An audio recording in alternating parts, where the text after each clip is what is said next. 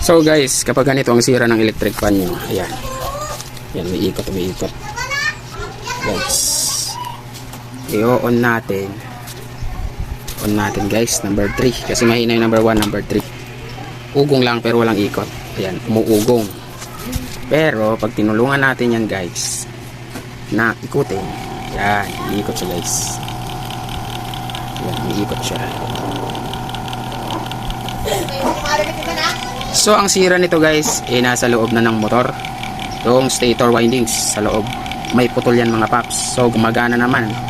Number 2 gumagana rin. Pero number 1 mahina. Ayan, gumagana pa rin pero ganun, sobrang hina na. At ito yung malalaman mo pag sira na guys, yung winding sa loob. Number 3 natin guys, naka number 3.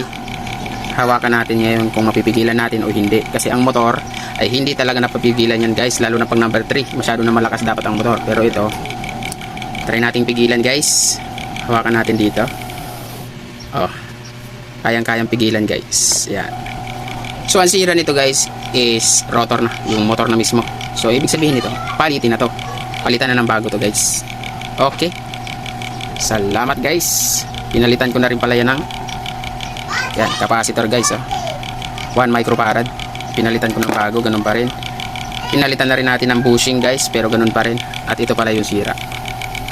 Ayan, kaya nating pigilan guys yung motor, na dapat hindi natin kayang pigilan kasi malakas ang motor na dapat na ganito guys, malakas ang motor. So yun lang, sana may natutunan tayo mga paps. Salamat.